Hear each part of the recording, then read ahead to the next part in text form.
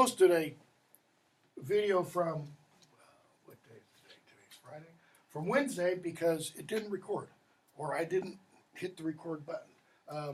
I'll find an older one that covered the same material and try to remember to upload that. Okay, so we're starting George MacDonald's Lilith today, and I want to give a little bit of background, not very long, a little bit of background information about MacDonald and kind of why we're reading him.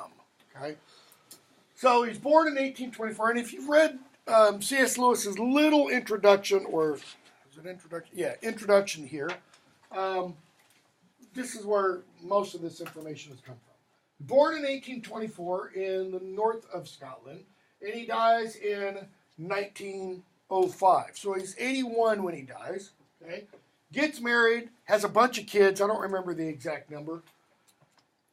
For some reason, 11 is sticking in my mind, but I don't think he had 11. But he has a bunch of kids.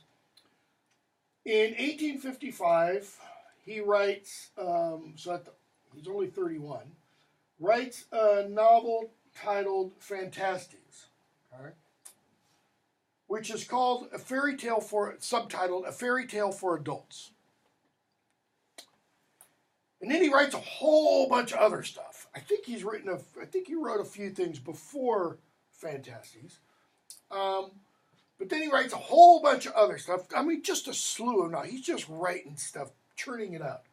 And in 1895, 10 years before he dies, he writes Lilith. Now, a lot of the stories that he writes about,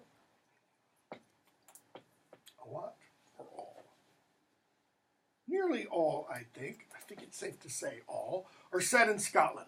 Or they start in Scotland. Why? Because that's what he knows. Okay, he's Scottish. Some of them are kind of everyday, run-of-the-mill novels about so-and-so and his experiences doing X, Y, Z. Okay?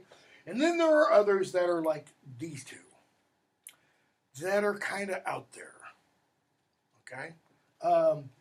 Lilith is less out there than Fantasties, which might seem kind of strange or odd because, I mean, fairly soon you get into this novel and what does he discover? He's not in Scotland anymore.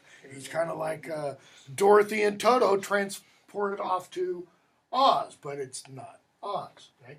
Fantasties has a very similar beginning, and this is something that we see in not just these two novels, but in several of MacDonald's novels, where you have somebody who is an orphan, maybe of sorts. Okay, might be that the person became an orphan early in life, as is the case with our character, Mr. Vane.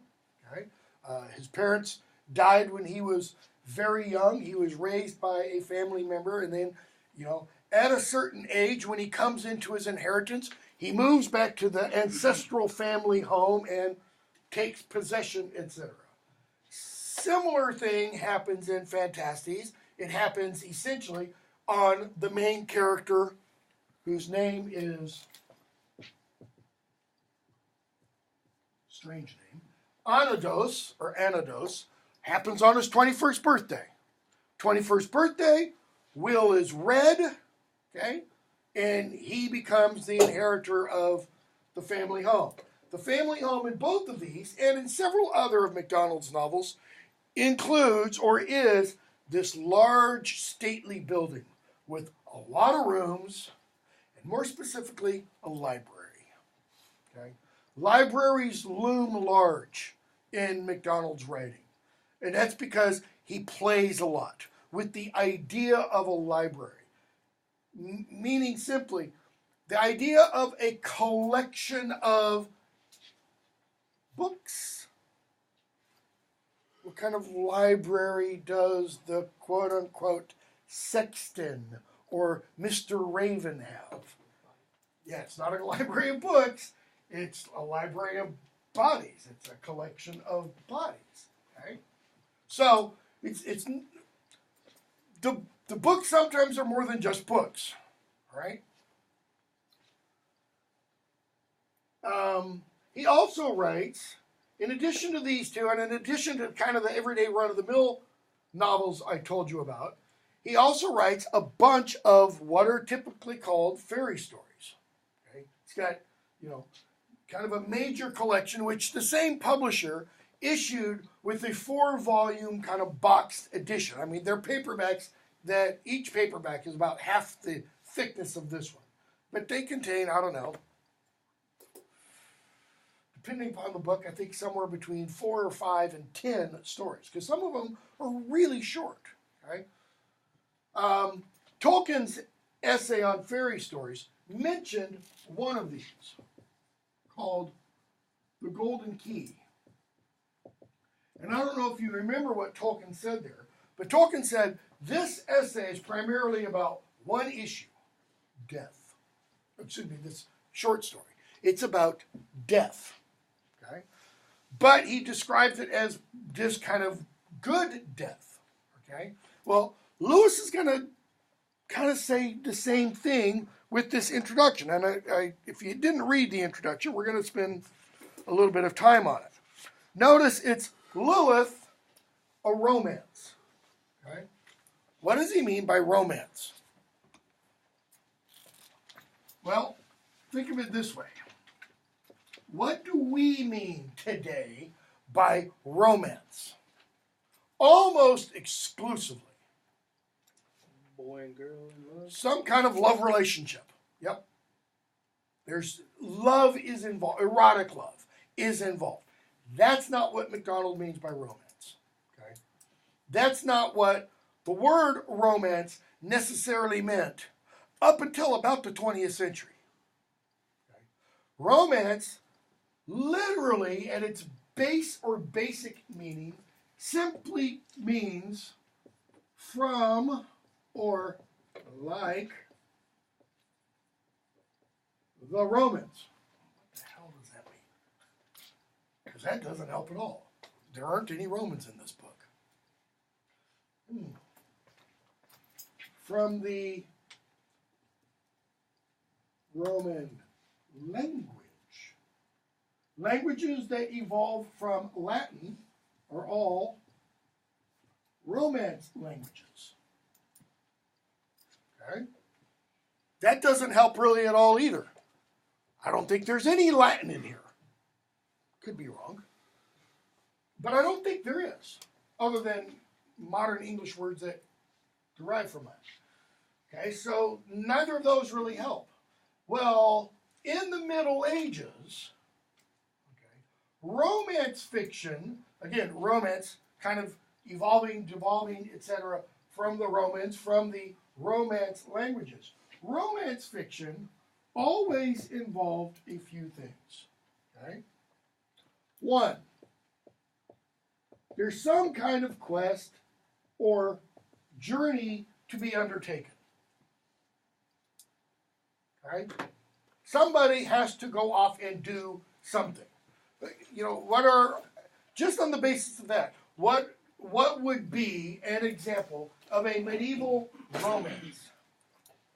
Like something written in the medieval times, or Okay, but give me some kind of example that we still have in modern literature / film. Anything dealing with King Arthur is a romance. Why? What are King Arthur and his knights all about? What did Monty Python famously parody? The search for the Holy Grail. Okay? That's a quest. So you've got some kind of quest or journey. What often happens in the midst of that quest or journey? As you said, boy meets girl. Okay? There is some kind of love interest. Arthur and Guinevere, Lancelot and Guinevere, Tristan and Isolde, etc. Okay? So there's usually, especially in the medieval romances, the love interest becomes the knight has to rescue a lady, the damsel in distress kind of a thing. All right? Third thing, and this is necessary, this has to be included, okay, is some kind of supernatural element. In the King Arthur stories, what's the supernatural element? Louder? Morgana, okay. It's one of them. Another one that starts with M. Merlin. Merlin the magician, okay, who is supposed to be descended from the devil. So, it's kind of supernatural, right? So there's some kind of supernatural element. And then often in the medieval ones, so I'm going to drop this down because this is kind of general romance. Even up into the 19th century, people were writing romances. This kind of romance, not, boy loves girl, etc. There's also sometimes some kind of, and this is at times related to this, some kind of other world setting or other world people involved. Other world. Who does Tolkien write an awful lot about in that essay on fairy stories? Fairies. Okay? Fairies. Elves. Okay? Goblins. One of the books, he writes 2 books that are often taken to be for children. Okay? The Princess and Curdie, The Princess and the Goblin. Okay? About, this involvement this princess has with these goblins, etc. So, these elements, do we have all of these elements kind of based upon what you've read so far in Lilith? Well, what does Mr. Raven tell Mr. Vane? Because he keeps saying, I want to go home. Well, home's the only place you can really never leave, he says. Why? Because you have to discover what home is. That's the quest. He has to discover what home is. What else does he have to discover? Go even farther back than that. Who he is. So self-discovery, that can be the quest. Right? Isn't that part of what Luke Skywalker is doing? A journey of self-discovery, so that when he finds out in the second film his dad is Satan, it kind of blows away his whole image of himself. Yeah, it's what Harry Potter partially is about. It's not an accident he becomes a seeker at the beginning of the first book, because one of the things he's seeking is, who am I? Okay? Is there a love interest? Well, we don't necessarily see that in the first 50 or 60 pages, but we are going to see kind of that, but it's not going to be an erotic love kind of a thing. Okay? Supernatural? Yeah, that's pretty clear. Okay? Otherworld? He goes through the mirror and leaves, merry old Scotland behind. That's, all of this is what MacDonald means by romance. Okay? This is a journey of the self, a journey into the self that involves the quest, the supernatural, etc. Now, before you opened the book, if you just read the stuff at the back, you got a couple of blurbs by C.S. Lewis and W.H. Auden. Auden, famous early mid-20th century poet. Right? And then you get down to the bottom and you read, Lilith is equal, if not superior, to the best of Poe, wrote W.H. Auden in his introduction to the 1954 reprint of George MacDonald's Lilith. Now, Poe, Edgar Allan Poe. Where does Edgar Allan Poe, stand on the American literature hierarchy? Or, yeah, he's pretty high up there. I mean, he's kind of up there with, Whitman and Melville and Hawthorne and Emerson and Thoreau and Dickinson. And, he's the father of detective fiction, the mystery novel, so to speak, specifically detective fiction. Okay, he's also the father of all kinds of what stories? Horror, macabre, The Cask of Amontillado, The Telltale Heart, etc. The Fall of the House of Usher. You know, if you've never read The Fall of the House of Usher, wait till, dead of winter or sometime, fall, storm raging outside, your power goes out, light a candle, and read The Fall of the House of Usher about 1 o'clock in the morning when there's a lot of spooky sounds in the house. It'll scare the bejeebies out of you, no matter how old you are. Okay? Poe has that kind of ability. Okay? So Auden says he's equal, if not superior to Poe. Yet, if I come in this room, first day of class, and said, how many of you have heard of Edgar Allan Poe? Everybody would raise your hand, I bet. If I said, how many of you have heard of George MacDonald? None of you probably would have raised your hand. Why? Because he doesn't have the same public relations as Poe, and because he's not as consistently good as Poe. Poe is good in almost everything he writes. MacDonald's kind of like this. I mean, I mentioned these two, and I don't mention the 30 or so novels he wrote in between. Why? Because some of them are okay, and some of them are really bad. Why? He's really wordy. He doesn't know when to shut up. And a lot of them are filled with Scottish dialect. Most Americans can't understand Scottish dialect. Okay? This one isn't. This one isn't. This one isn't. Okay? Princess and the Curdy, Princess and Curdy, the Princess and the Goblin aren't. But those that are set around small town life in Scotland, yeah, he's got a lot of that. Okay? So, the next thing after that comment, you read, it is the story of Mr. Vane, an orphan and heir to a large house. A house in which he has a vision that leads him through a large old mirror into another world. Is it a vision that leads him upstairs to the garret where the window is? Is he merely hallucinating and seeing things? All right. In chronicling the 5 trips Mr. Vane makes to this other world, MacDonald hauntingly, now notice what their blurb writer is doing, hauntingly explores the ultimate mystery of evil.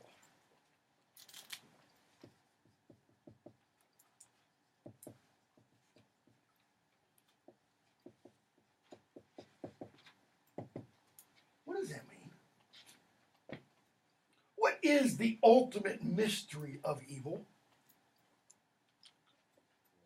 Okay, I'm going to just take them one by one. What does ultimate mean? Greatest, most grand, deepest, most profound, the farthest you can get, right? So it's the bedrock, the foundation, okay? Mystery. Because this word is used incorrectly 99% of the time. What is a mystery? Lack of knowing. Lack of knowing, okay? Another word for that is ignorant. Ig means not. Ignorant comes from the Latin / Greek, neurasis essentially, means not knowing. To be ignorant is not bad. I am ignorant when it comes to calculus. My 16-year-old son understands it. Me, it might as well be Swahili. Because, nope, never took calculus at all. Okay? Ever. Didn't even want to come near the classroom where it was spoken, because it was like a foul language to me. Okay? A mystery, truly, is something that cannot be explained. See, we think Agatha Christie wrote mysteries. Maybe you saw the recent version of The Murder on the Orient Express. Well, what happens? I'm assuming, if it follows anything like the book, or even like the previous films, well, what happens by the end of that film? You find out who did the murder on the Orient Express. Okay, that's it. If you watched, Angela Lansbury's Murder, She Wrote on TV, or the old Andy Griffith Matlock, or any other cop show, somebody gets killed at the beginning, and what happens usually within 30 or 60 minutes? We find out who did the killing. Those are whodunits. Whodunit at the beginning, you find out by the end.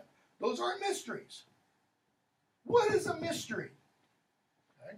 So you got to jump to philosophy/religion to really get at deep mysteries. Most people, and I'm not saying most people are Christians, but most people celebrated a little over a month ago what? Christmas. Well, what is Christmas? Its real meaning, so to speak. I don't mean the excessive American consumerism holiday. Christ Mass. It's the celebration of what? The birth of Jesus. Okay, so what's so big and mysterious about that? A baby's born. Nothing. Well, take that back. There's a lot of mystery about babies being born. Who is Jesus, according to Christian religion? Son of God. God. Son of God / God, right? Trinity, Father, Son, Holy Ghost. God. Okay, explain to me how God becomes a 22-inch, 8.5-pound baby. God, who is beyond, according to most Christian, descriptions / definitions, who is beyond containment, who is beyond definition, who is beyond, period. How does something that is beyond, period, get enclosed in a little bundle of flesh? That's a mystery. The incarnation is a mystery. You cannot rationally fathom that. You can't take it and just go through all the steps. Okay? The conception. Go back before the birth. That's a mystery. Okay? Go forward in time in the Christian story. Crucifixion, that's pretty understandable, right? Because I could take anybody in this room, I could bring in a couple of 4x4s, notch them out, make a cross, get a bunch of 16-penny nails, and nail you to that sucker. And everybody would go, yep, that's crucifixion, all right. Look, he's suffering. There's a lot of pain there. That's not a mystery. Death, in that sense, isn't a mystery. Death is a mystery. Hamlet says it is the undiscovered country from whose bourne no one returns, and that's what stops him from committing suicide. Why? Because there's something beyond the door, Hamlet thinks. Okay? So that part's kind of mysterious, but the physical act of dying isn't. But where does the mystery come in that story? It's 3 days later. Hello, I'm back. And then 8 days later, all the apostles were in the room together. Why? Because they fear the Jews. They're all bummed out because Jesus died. Right? He's appeared to some of them. One of them doesn't believe a word of it. Anybody know who? We get a name associated with him. Doubting Thomas. Thomas says, unless I feel the hole in his hand and the hole in his side, I will not believe. And he gets a tap on his shoulder because Jesus appears and goes, come on, come on. You said I was, and he puts his finger through his, stop the tickles, and he puts his hand in his side. What does Thomas say? My Lord, my God. Jesus says, blessed are you, believe why? Because you have seen, but more blessed are those who have. Resurrection, it's a mystery. It cannot be intellectually reasoned out. How must it be accepted? Faith. Belief. Right? So, the ultimate mystery of this is a word our society does not like to use very often.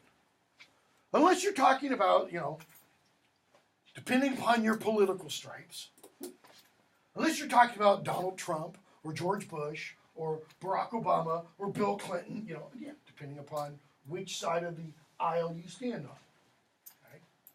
Because we use that word to describe our political opponents. Are they really evil? No. We just disagree with them.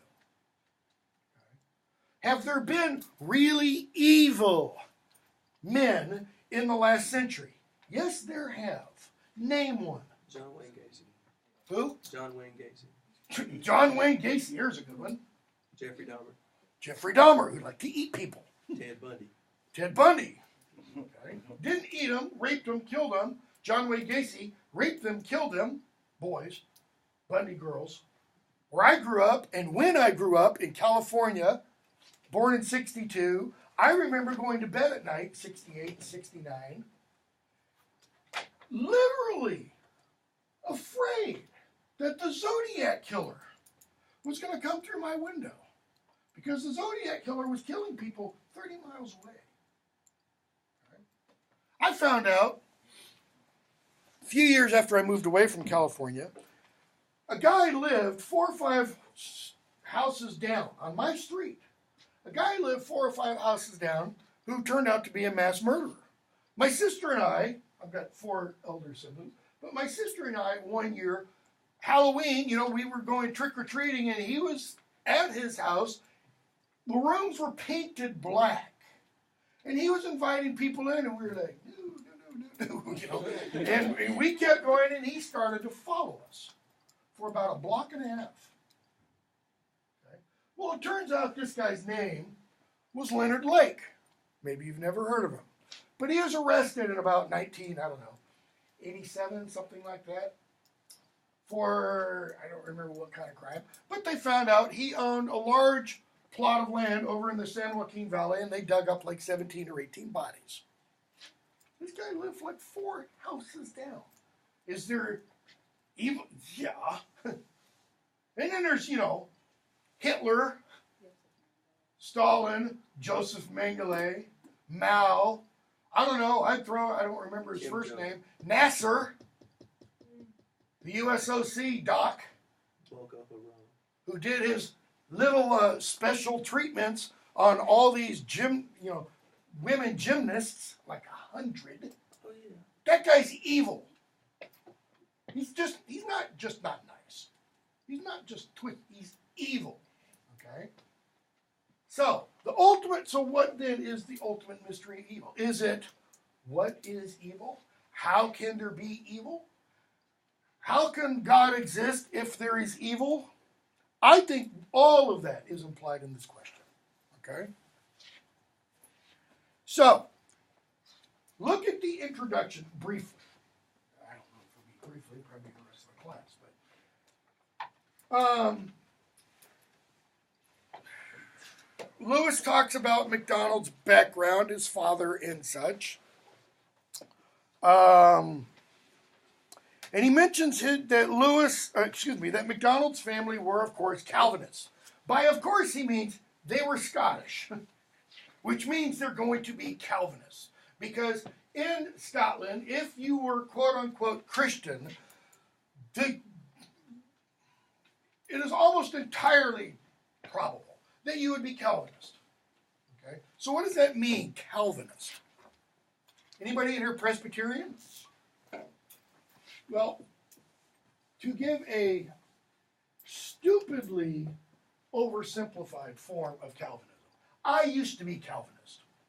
My nickname in college, I went to a small Christian school on Lookout Mountain outside Chattanooga, a Presbyterian school. My nickname by some people was TR, Truly Reformed. I mean, I believe and mouth this stuff off hook, line, and sinker. I am no longer. I'm now Orthodox Christian, like Greek, Russian, etc.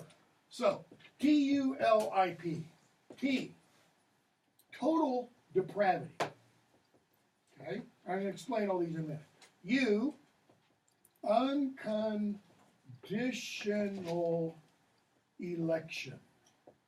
L, limited atonement. ATONEMENT. I, irresistible grace. And P, perseverance of the saints. Okay? So what does all that mean? total depravity. According to John Calvin, 16th century French theologian, the fall of Adam and Eve means everybody since Adam and Eve is totally depraved. So what does that totally mean? Does that mean 100% of your life you are rooting in the gutter, with a pornographic mind? No. But it does mean everything you do, think, say in life is tainted by sin. It's touched by sin.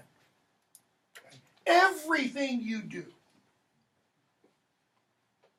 So, according to this mentality, Mother Teresa going off to live in the slums of Calcutta, to live on the streets with the outcasts of Calcutta, that's touched by sin. Giving up your seat for somebody else, that's touched by, tainted somehow by sin.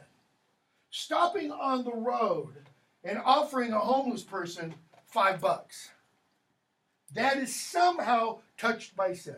Calvin would argue there is some part of you that is doing that for yourself, for selfish purposes. And it might be the selfish purposes are, look, God, look how good I am. It can be as simple as that. Okay? So, nothing you do is selfless. Nothing, according to this idea. Right? You, unconditional election. God chooses who is saved and who isn't. He doesn't really choose who isn't saved. It's just he chooses who is.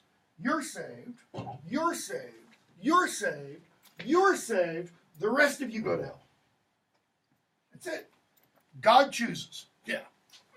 I'm in. That's no matter what you do, if you are not among the elect, you will not get to heaven.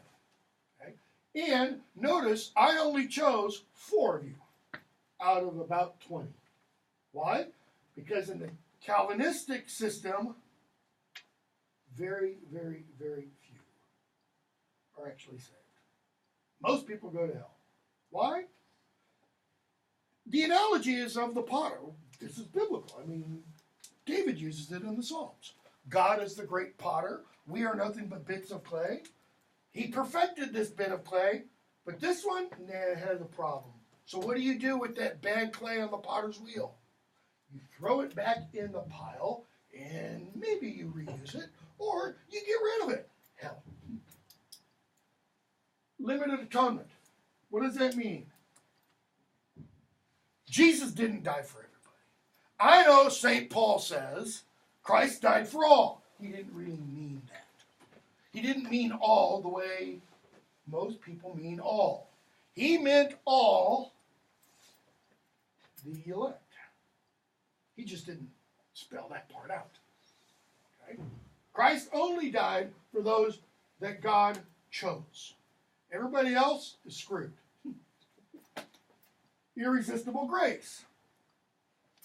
Those who are the elect, God showers his grace down upon. And notice, it's irresistible. You can't say no. So, if God says Rashid is saved, no matter what Rashid does, he's saved. Period. What does that do to free will? Out the door. There is none. Right?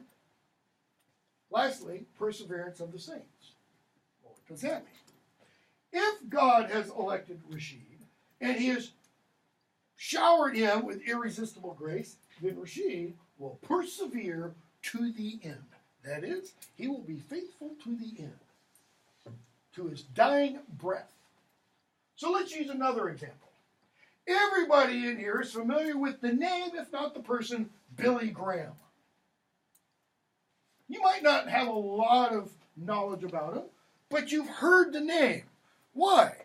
Because Billy Graham has been on the national scene in the United States since the late 1940s, when he began holding his quote-unquote crusades.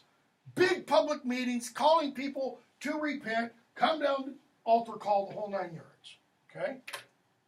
He has been quote-unquote spiritual advisor to presidents since Truman. That's like 1950. All right? What if Billy Graham, who's still alive, barely, but he's still alive, what if Billy Graham, on his deathbed, gets recorded, somebody has their camera there, and he's getting ready to die, and he goes, I was wrong, F Jesus. Yeah, damn.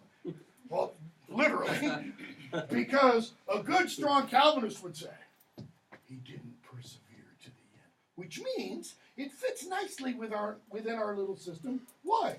Well, he wasn't obviously showered with irresistible grace, and he was never actually one of the elect. In other words, someone who doesn't stay true to the very end, this whole thing works beautifully circularly. Because you could say, oh, well, that's because they weren't the elect. But then somebody else might live a horrible, rotten life all their life. And on their last breath, they accept Jesus. Well, that is God's unconditional election. It's just that he chose them at the last minute. Okay? Now, for those who believe it, this is reassuring. Because what does it mean? If you believe it, what do you believe about yourself? I'm one of these. Okay? In other words, I'm in. It's only if you really start to think and you go, but what if I'm not in? And the argument then is, well, if you think and you worry that you're not in, guess what? That's a sign that you are. Because if you weren't in, you wouldn't be concerned about if you weren't in. What the hell kind of screwy logic is that? Right? So, this is Calvinism. This is what MacDonald's family was raised in, what MacDonald was raised in. He became a preacher. He became a Scottish minister. But your introduction mentions in, I was going to say 1952, but that's not the right year. In 1852, Lewis mentions this. Where is it? Or about 1852. Yeah. By 1852, Roman numeral 7, he was in trouble with the deacons for heresy. What is heresy? No, that's harassment. It's not where you don't believe, it's where you believe something wrong. Or you are teaching something that is antithetical to the beliefs of the church. For example, I talked about this with Christ, the incarnation. A heresy in Christian circles would be to say Christ isn't the Son of God. One of the oldest heresies in the church. Christ isn't the Son of God. Christ isn't God. He was created by God. It's called the Arian heresy. Right? They had a big old council in the year 325 to say the guy who promulgated this was a heretic. Because he said there was a point in time in which the Son of God was not. And the other leaders of the church said, meh, wrong. Heresy. Okay? So MacDonald was accused by the deacons of heresy. Why? Because the charges were that he had expressed belief in a future state of probation for heathens, and that he was tainted with German theology. Not Nazi theology, German theology. So what does Lewis mean by that? What is the heresy? He talked about the future probation of heathens.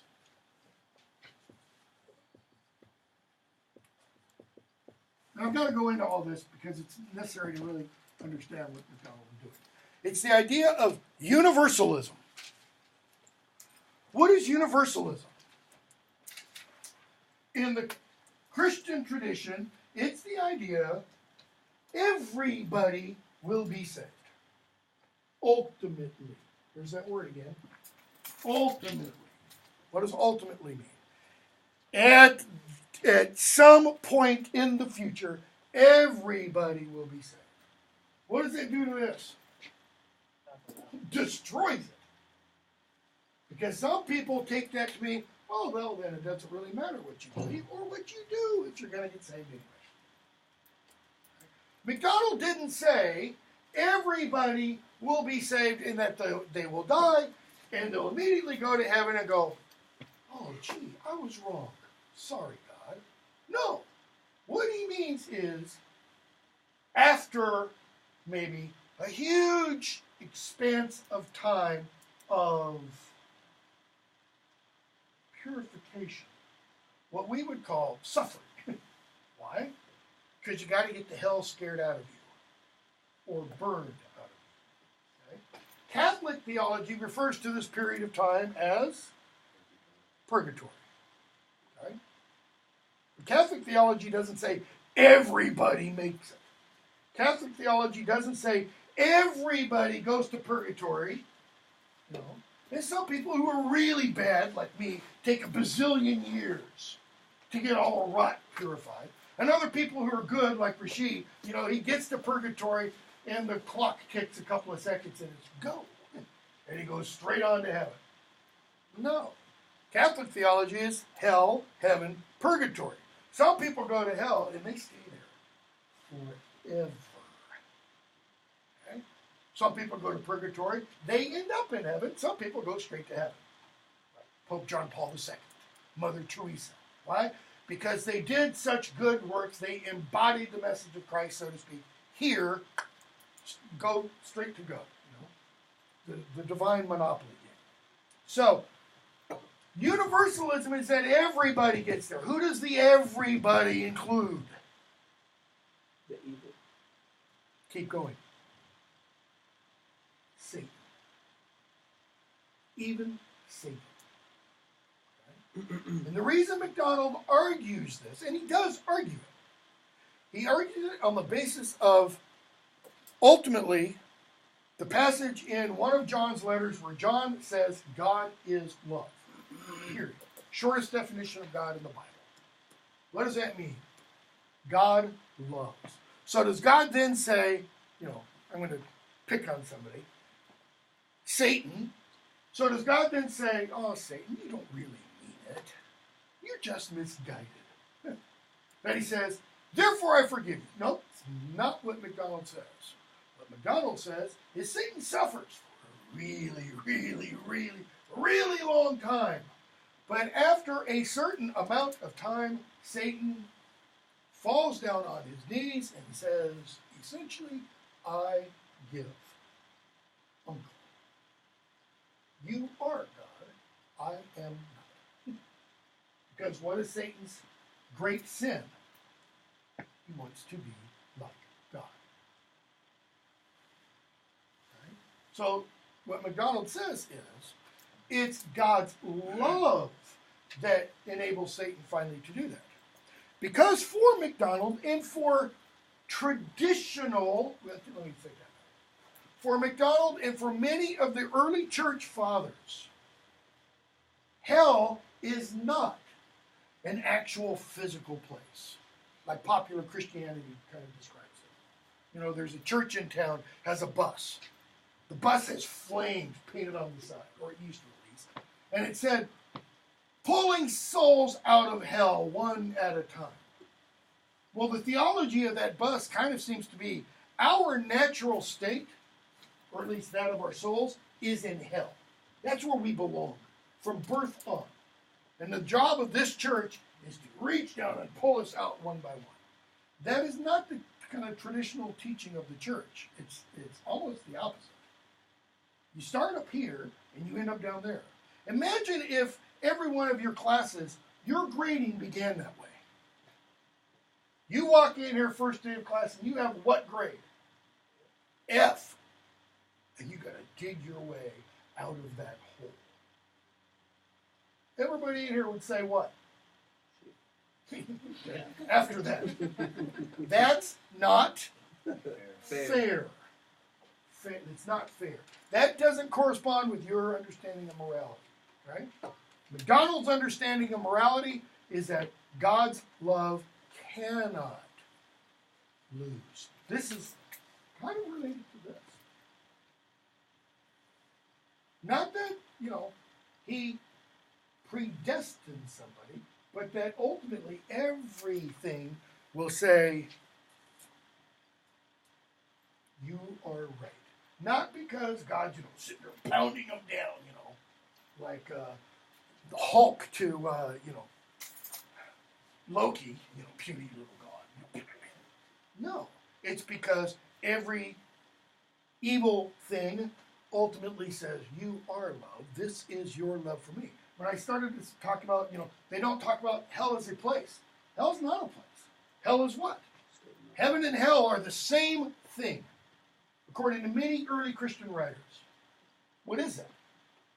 Being in the presence of God. Why? If you want to be in the presence of God, what is it? That's heaven, man. Think of, if you have one, your lover. Being in the presence of your lover is what? Usually. I know every now and then there's wrinkles in the relationship. That's heaven. Being away from that is what? Hell. Well, the difference is being in the presence of God and not liking it, that's hell. Why? Because God is a consuming fire. When you're in the presence of that fire and it feels good, it's like, oh, more. When you're in the presence of that fire and it hurts, it's like, no. That's hell. Okay? So MacDonald preached this, and the deacons of the church said, how does that fit? It doesn't fit. Because what does that do? Oh, I don't know. To this one. No. There is no limited atonement. The atonement is universal. It applies to all. Even Satan. Even a modern Orthodox saint, a guy named Saint Silouan, who lived over in Greece, would weep for hours, we're told, praying for Satan. If you're like me, it's my mind can't. There's not enough duct tape in the world to wrap around my mind to keep it from exploding. Okay? So, what does that mean? Well, this idea, because it's central to MacDonald, infuses everything he writes. Okay? So when your book talks about exploring the ultimate mystery of evil, you see that ultimate mystery early in here. I'll give you a little clue. He walks among all those bodies of the dead, okay? And he sees a couple of folks. He sees a woman lying, and there's a mark in her hand. Okay? That is related to this idea. We'll stop there. We'll actually get into and hopefully finish Lilith next week.